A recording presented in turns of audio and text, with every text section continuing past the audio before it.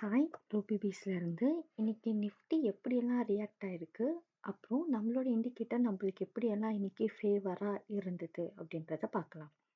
இன்னைக்கு எடுத்துக்கிட்டிங்கன்னா மார்க்கெட்டில் எடுத்த உடனே ஃபஸ்ட்டு 5 நான் சொல்லியிருக்கேன்ல ஆக்டிவ் ஆப்ஷன்ஸு, அது எப்பயுமே புல்லிங் பவர் அதிகமாக இருக்கும், இது நம்மளுக்கு தெரியும். இப்போ ஃபஸ்ட்டு 2 ஆப்ஷன்ஸ் எடுத்துக்கிட்டிங்கன்னா 23,500 23,500ஓட சியும் பியும் தான் ஃபர்ஸ்ட் பிளேஸில் இருக்கும். இந்த மாதிரி இருந்தால் நான் ப்ரீவியஸ் வீடியோலேயே உங்களுக்கு சொல்லியிருக்கேன், இது ஸ்டாடல், இதுக்குள்ளே தான் மார்க்கெட் இருக்க போகுது அப்படின்ற அர்த்தம். ஸ்டாடல் ஃபார்ம் ஆயிடுச்சுன்னா நம்ம என்ன பண்ணணும்னா ஆப்ஷன் சார்ட்டுக்கு போயிடணும். ஆப்ஷன் சார்ட்டில் வேறு எதுவுமே மார்க் பண்ணாமல் வெறும் ஓப்பன் ஹை லோ க்ளோஸ் மட்டும்தான் ஆன் பண்ணி வச்சுக்கணும். ப்ரைஸ் எங்கே ஓப்பன்லேருந்து மேலே போகுதோ அந்த ஆப்ஷனை நம்ம எடுத்துக்கிட்டோம்னா, இங்கே நான் கால் ஆப்ஷன்ஸில் எடுத்திருக்கேன். இந்த ப்ளூ கலரில் அண்டர்லைன் பண்ணியிருக்கேன்ல, இந்த டைமில் இருக்கும்போது கரெக்டாக மார்க்கெட் நான் அந்த ப்ளூ கலர் லைனில் மார்க் பண்ணியிருக்கேன்ல, அந்த இடத்துல தான் இருந்தது.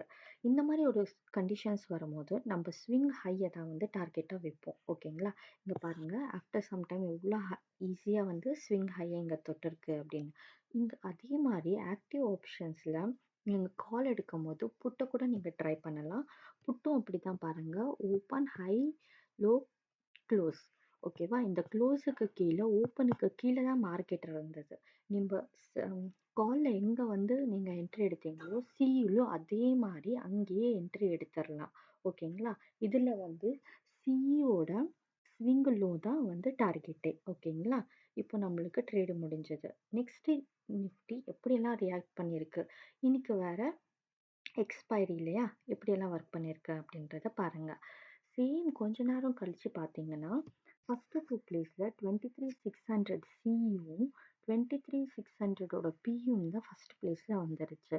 அதுக்கப்புறமா இருக்கிற நெக்ஸ்ட்டு 2 பிளேசஸ்லையும் பாருங்கள், 3, 4, 5 பிளேசஸுமே சேம் அதோட அந்த ஸ்டாடலுக்குள்ளேயே தான் இருக்குது.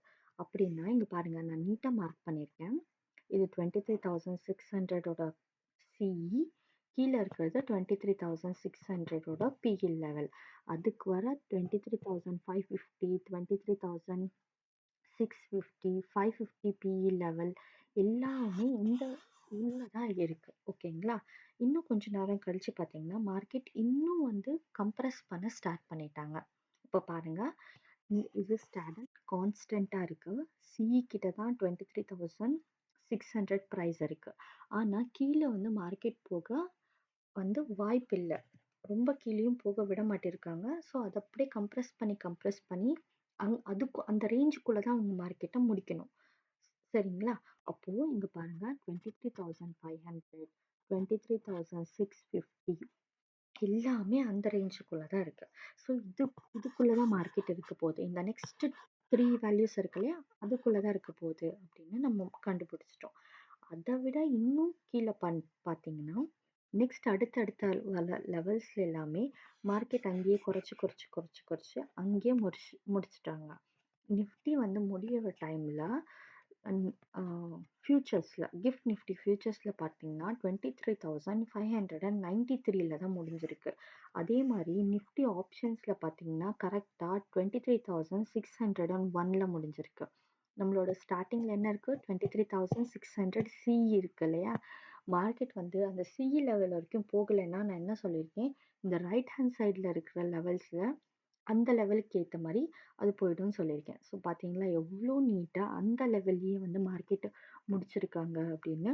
இந்த இண்டிகேட்டரில் நம்மளுக்கு ஃபுல் வியூ ஈஸியாக கிடைச்சிருது. உங்களுக்கு என்ன டவுட்ஸ் இருந்தாலும் எங்களுக்கு தயவு செஞ்சு கால் பண்ணுங்கள். இல்லைன்னா உங்களோட டவுட்ஸ் என்ன மெயில்லையோ இல்லை ஃபோன் பண்ணியோ மெசேஜ்லேயோ நீங்கள் கேட்டு தெரிஞ்சுக்கலாம். தேங்க்யூ.